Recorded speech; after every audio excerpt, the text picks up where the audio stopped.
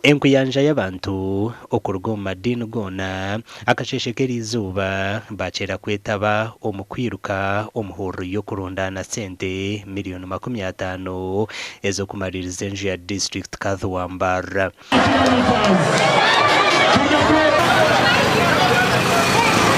Ababiruka kilomita 10, kilomita 5 kandi abantu batambara kilomita 3 okwetororo mu Rembo Mbarara.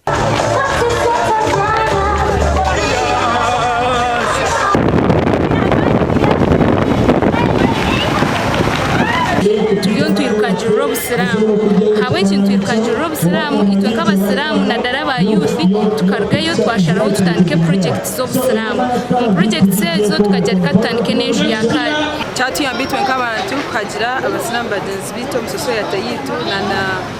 business yitu yonka kwisha kugira cyatukora jaminonga district Kadhi wa Mbarara kandi mundene ikintu cy'amana bizimazima kubaza kubaroja n'umufuna kubaza kubana and one of the projects zabaze kubaza kubana jana atandika umugini yo busiramu so na bwa nyuma aba bayirundanira hari Global High School ey'abasiramu bashabwo kwejumbira mu program za government zentunguka hamwe na no kongera kwatanisa mwejumbire mu program za government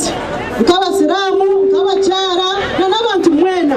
ijo nkija hanyowe emwetinka byegere byo kusara jetinka byegere kunkaniza kubyega hati ninyenda ndonde haja tumurunji anyegese naza garuka kusara ninza kwijabye wena nabimanyirire kimwe nyowe nabanyine kiti ya miliyoni 2 kandi sinabasa kunderezayo tukagura t-shirts z'abantu kushwara abandi birukanga. District Kadhi wa Mbarara Sheikh Abdalla Mukwaya kandi wabaye bembiro kwiruka oku nagira ngwe hureji eyo kwiruka neja kugumiza meyambe na n'umukore binde byentunguka omu busiramu twetaga miliyoni nga 50 ekizimbe ekyo kukijjako engalo nenga tusuubira nti tugenda kuddayo